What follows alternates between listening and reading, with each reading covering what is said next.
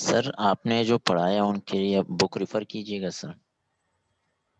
अच्छा, बुक जो है आप ले सकते हैं सोलेमन सर की अगर बुक। जी हाँ, सोलेमन तो है पीडीएफ फॉर्म में हमारे पास। सोलेमन की बुक ले सकते हो, उसमें आपको काफ़ी चीज़ें मिल जाएंगी इंशाल्लाह सोलेमन की किताब के जी अंदर। सर।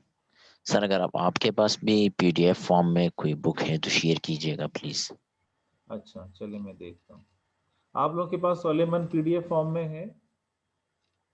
जी हाँ सर, सोलेमन है। अच्छा, तो मुझे आप भिजवा दीजिएगा, कैसे भिजवाएंगे उसको? जी सर व्हाट्सएप ठीक, पे। व्हाट्सएप ही। हाँ ये सही है।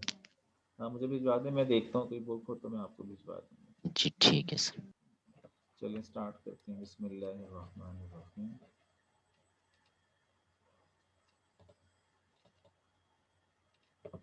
अच्छा जी, second topic, chemistry of enolate ions and enols. तो जो कोर्स आउटलाइन है वो एसिडिटी ऑफ द बेस कर रहा है, acidity of alpha hydrogen of carbonyl compounds, ये था। क्योंकि जो अल्फा हाइड्रोजन है it is more acidic, so it can remove, and the enolate anion, carb anion या nucleophile will be generated. Enolisation of carbonyl compound, इसी से enolisation हो जाती है और फिर इसी से में हम कीटो इनोल टाटोमर्स बनते हैं। रेसिमाइजेशन मैकेनिज्म ऑफ, फिर इसी को जो इनोलाइजेशन है, क्योंकि ये बेस कैटालाइज इनोलाइजेशन भी होती है और एसिड कैटालाइज इनोलाइजेशन भी होती है, दोनों है। इनोल जो है वो बेस और एसिड कैटालाइज इनोलाइजेशन से बन जाता है, लेकिन इनोलेट एनाइन जो है वो हमेशा बेस कैटालाइज इनोलाइजेशन से बनता है। इनोलेट एनाइन में चार्ज होता है और इनोल जो है वो न्यूट्रल होता है। फिर एल्डोल एडिशन, ये कुछ रिएक्शंस हैं जिसमें एल्डोल एडिशन है, एल्डोल कंडेंसेशन है, क्लाइसन एस्टर कंडेंसेशन है, alkylation of ester enolate anion है, alpha halogenation of carbonyl compounds हैं, क्रॉस एल्डोल रिएक्शन है, क्लाइसन शिमिट रिएक्शन है और फिर साइक्लाइजेशन बाय एल्डोल कंडेंसेशन है। Chemistry of enolate ions and enols, acidity of alpha hydrogen, this is the carbonyl compound. ये हमारा alpha carbon, this is alpha hydrogen, beta carbon, this is beta hydrogen, because this carbonyl group, this carbonyl bond, C double bond, it is polar bond. Due to polarity of this C double bond O, the alpha carbon has partially positive charge as well as alpha hydrogen has partially positive charge. Is same as beta carbon and beta hydrogen, they have partially positive charges. But alpha hydrogen is more acidic, pKa 19 to 20 for alpha hydrogen and pKa 40 to 50 for beta hydrogen. pKa will be decreased, the acidity of the of acidity will be increased. So it has less pKa, so it is more acidic. So if you will provide base, then alpha hydrogen will be removed. Enolization of carbonyl compounds. This is enolization ketone in presence of base. This negative ion will be obtained. By resonance, uh, two forms will be generated. These resonating structures. This form OH, enol form, and this form is keto form. Enol form and keto form. This is the two form in between two ions. अगर negative charge है पहले carbon पे फिर oxygen पे, this is enolate A9. और ये जो है न्यूट्रल फॉर्म जो है ये कीटो इनोल कहलाता है, this is keto enol tautomerism. हमने ये बात की थी कि enol form is more stable than keto form, but sometime keto form is also stable, depends upon the condition or structure of the compound, but most of the time enol form is always more stable. Keto form is more stable, but sometimes enol form is also stable. Keto enol tautomerism, ये हमने कहा था कि this is keto form exists 100% और extremely small, लेकिन enol form sometime may be stable regarding the structure of the compound। एक ही reaction था, reaction of carbonyl, एक बड़ा इंटरेस्टिंग रैसिमाइजेशन जो होती है, ये कीटो फॉर्म है। जब आप इसमें यू बेस या एसिड आप डालते हैं, इनोलाइजेशन इसमें होती है, keto form is converted into enol form. तो ये कीटो फॉर्म है, इसमें ये जो कार्बन है, दिस कार्बन, ये आर एब्सोल्यूट कॉन्फ़िगरेशन, लेकिन जब ये इनोल फॉर्म में चला जाता है तो ये कायरल नहीं रहता, ठीक है, इट इज प्लानर स्ट्रक्चर। लेकिन जब ये दोबारा से कीटो फॉर्म में जाता है तो अब इट हैज टू ऑप्शंस, दोनों तरह से, ये आर में भी चला जाता है, एस में भी। तो इसका इंटरेस्टिंग पॉइंट ये है कि अगर आपके पास कंपाउंड है, कार्बोनाइल कंपाउंड, जिसमें अल्फा कार्बन जो है स्टीरियो सेंटर है और वो आर है, तो अगर आप उसमें कोई एसिड या बेस ऐड कर देंगे तो आपको रैसिमिक मिक्सचर मिल जाएगा। और अगर ये एस है, जब भी रैसिमिक मिक्सचर मिल जाएगा, क्योंकि एसिडिक और बेसिक मीडियम के अंदर it is converted into racemic form by enol formation. जब ये इनोल में जाएगा तो दोबारा से जब कीटो फॉर्म में आएगा तो रैसिमिक मिक्सचर मिलेगा, ठीक है। तो you can convert one compound, one stereoisomer into two stereoisomer enantiomers or diastereomers। Aldol addition, aldol addition, the reaction between two carbonyl compound, two aldehydes, two similar same aldehyde, two molecule of same aldehydes combined in presence of basic medium form aldol. This is addition reactions। Here enolate anion is required for the reaction, so we will provide basic medium. The one compound is converted into enolate anion. The enolate anion react with the another molecule, then aldol will be obtained। This is the mechanism of this reaction। This base abstract alpha hydrogen, then enolate anion will be obtained। This enolate anion act as a nucleophile, very strong nucleophile। This nucleophile attack on this carbonyl carbon electrophilic center। This is the addition reaction। The oxygen abstract proton, then aldol will be obtained by the dehydration of water molecule। This double bond will be obtained।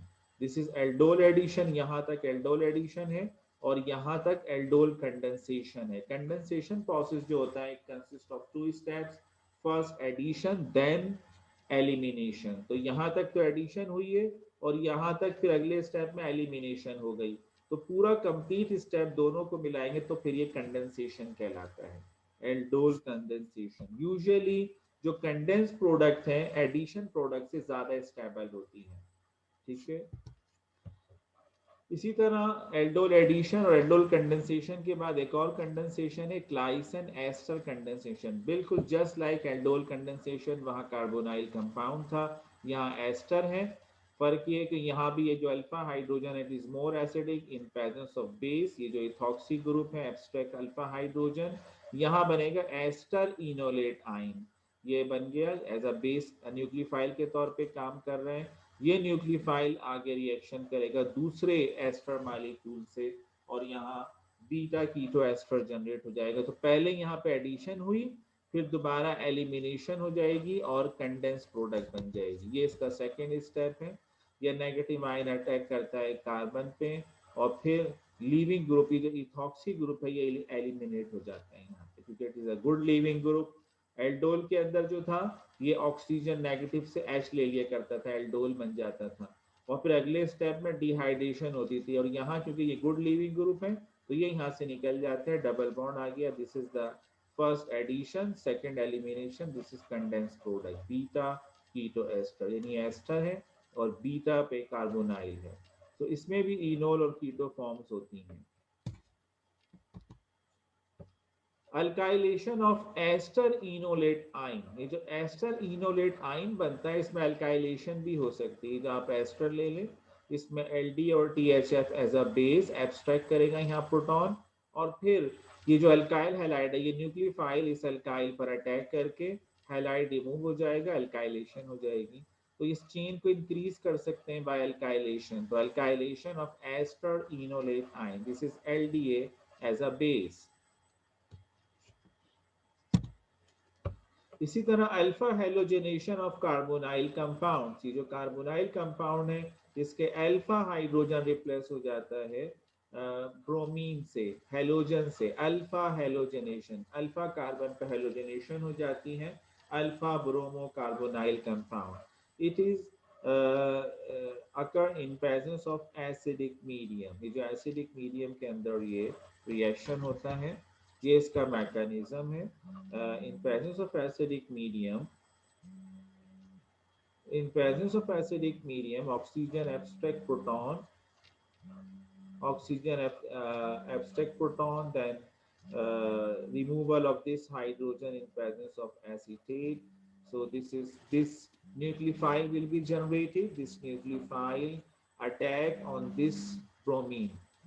ये bromine जो है वो neutral है, लेकिन जब ये double bond के करीब आता है, जैसे आपने पहले भी देखा था अल्कीन का रिएक्शन हेलोजन के साथ, हेलोजेनेशन ऑफ अल्कीन जो पिछले टॉपिक में था, तो ये पोलराइज हो जाते हैं हेलोजन जो है इस पाई बॉन्ड के पास आकर।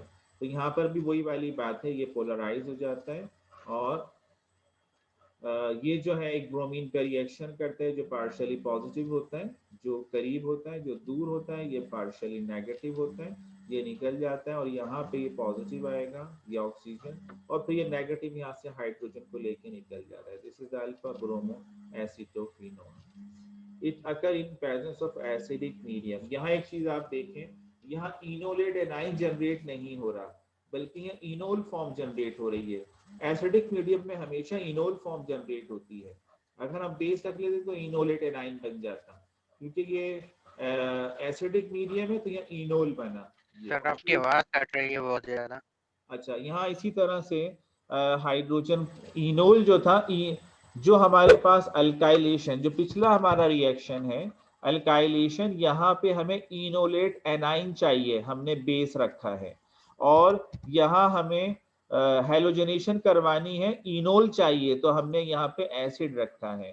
एसिड के अंदर इनोल फॉर्मेशन होती है, यानी चार्ज नहीं आता, बल्कि ये चार्ज आने से पहले ये देखिए ये इनोल जनरेट हो गया, this is the enol formation, not enolate A9, और ये इनोल रिएक्शन करेगा ब्रोमीन के साथ।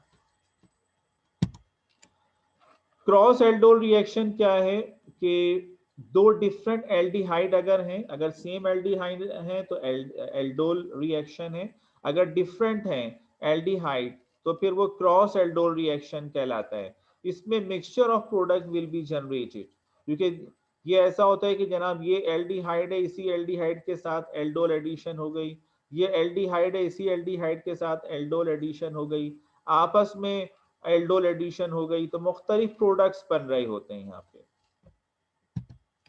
फिर क्लाइसन श्मिट रिएक्शन क्या है, इसमें एक एल्डिहाइड होता है और एक कीटोन होता है, ये क्लाइसन श्मिट रिएक्शन कहलाता है, एक एल्डिहाइड और एक कीटोन। जब भी एक एल्डिहाइड और एक कीटोन होगा तो हमेशा एल्डिहाइड जो है वो इनोलेट एनाइन बनाएगा, और सॉरी कीटोन जो है वो इनोलेट एनाइन बनाएगा और एल्डिहाइड के ऊपर रिएक्शन होगा। क्यों? Aldehyde is more reactive towards nucleophilic addition, जो न्यूक्लियोफाइल आ रहा है उसको अगर दोनों ऑप्शन दिए जाए एल्डिहाइड और कीटोन, तो वो एल्डिहाइड से रिएक्शन करेगा। तो वो जो इनोलेट एनाइन है वो तो न्यूक्लियोफाइल है, वो न्यूक्लियोफाइल जनरेट कहाँ से होगा? वो कीटोन से होगा, और इट इज मोर रिएक्टिव। तो हमेशा जो अगर कंपटीशन में देखें तो कीटोन जो है वो इनोलेट एनाइन जनरेट करेगा, यानी न्यूक्लियोफाइल, और जो एल्डिहाइड है उस पे रिएक्शन होगा, इट इज मोर रिएक्टिव। तो Claisen Schmidt reaction, the reaction in between aldehyde and ketone. Cyclization भी यही एल्डोल एडिशन है और एस्टर कंडेंसेशन है और क्लाइसन श्मिट रिएक्शन है। इन्हीं को अगर आप कोई बड़ी चेन है और दो ग्रुप लगे हुए हैं तो आपस में साइक्लाइजेशन के चांसेस भी इन्हीं के जरिए होते हैं, ठीक है। लेकिन साइक्लाइजेशन के अंदर अमूमन जो 5 और 6 मेंबर रिंग ये ज्यादा स्टेबल होते हैं, ठीक है। ये या जो छोटे रिंग होते हैं वो इतने स्टेबल नहीं होते। Convenient molecule with 5 and 6 member ring or larger rings by intramolecule aldol condensation, दोनों एल्डिहाइड भी हो सकते हैं, दोनों कीटोन भी हो सकते हैं, एक एल्डिहाइड एक कीटोन भी हो सकता है। तो यहाँ देखें ये दो एक कंपाउंड की एग्जांपल दी गई है, एक एल्डिहाइड लगा हुआ है, एक कीटोन लगा हुआ है, दोनों के दरमियान रिएक्शन हुआ और ये 5 मेंबर रिंग बन गया। ठीक है, तो यहाँ तीनों ऑप्शन हो सकते हैं, लेकिन जो ऑप्शन हमारे पास है, यानी हमारे पास जो ऑप्शन है वो ये है, यहाँ पे जो ऑप्शन था वो ये है कि 5 मेंबर रिंग भी बन गया और कीटोन से इनोलेट एनाइन बना और एल्डिहाइड पे रिएक्शन हो गया। यहाँ कई ऑप्शन है, वो हमने डिस्कस किए थे पूरे लेक्चर में, तमाम स्लाइड आप देखेंगे कि एल्डिहाइड जो है यहाँ से इनोलेट एनाइन बना और कीटोन पे रिएक्शन करेगा, लेकिन वही वाली बात कि इनोलेट एनाइन अगर ये ज्यादा रिएक्टिव नहीं होगा, क्योंकि कीटोन रिएक्टिव नहीं होता, यहाँ से इनोलेट एनाइन बन के रिएक्शन कर सकता है कीटोन पे। इस ऑप्शन को भी हमने खत्म कर दिया है कि ये इतना अच्छा ऑप्शन नहीं है। अच्छा, यहाँ से अगर CH3 ये इनोलेट एनाइन बनाता है कीटोन, चलो ये तो फेवरेबल है, एल्डिहाइड पे रिएक्शन करता है, लेकिन अगर यहाँ से निकल के ये रिएक्शन करेगा तो ये 7 मेंबर रिंग बन जाएगा। 7 मेंबर रिंग इतना स्टेबल नहीं होता, और अगर यहाँ से रिएक्शन होगा, इनोलेट एनाइन बनेगा और ये रिएक्शन करेगा, तो ये भी फेवरेबल है। क्यों? इसलिए कि कीटोन से इनोलेट एनाइन बना, एल्डिहाइड पे रिएक्शन हुआ, ये तो ठीक है। और बना क्या? 5 मेंबर रिंग, ये फेवरेबल, सबसे ज्यादा फेवरेबल ये होगा कि कीटोन से इनोलेट एनाइन बन रहा है, एल्डिहाइड पे रिएक्शन कर रहा है, ये भी सही है, और 5 मेंबर रिंग बन रहा है, ये भी सही है। तो ये जो ऑप्शन होगा ये सबसे ज्यादा होगा, फेवरेबल होगा, और मेजर प्रोडक्ट इसी की बनेगी। तो ये देखना पड़ेगा जब आप साइक्लाइजेशन करने जा रहे हैं, अगर एक से ज्यादा ऑप्शन है तो कौन सा ऑप्शन ज्यादा फेवरेबल है। तो ये रिएक्शंस इंट्रामॉलिक्यूलर, अगर एल्डोल एडिशन हो रही है, ग्लाइसिन एस्टर कंडेंसेशन इंट्रामॉलिक्यूलर हो रही है, तो साइक्लाइजेशन हो जाती है। तो ये कुछ चीजें थी इस टॉपिक में, कुछ इंपॉर्टेंट जो हमने डिस्कस करी। जी कोई सवाल है यहाँ तक तो आप लोग कर सकते हैं।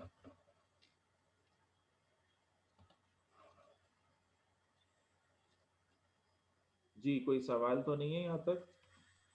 सर आप असाइनमेंट दे रहे हैं?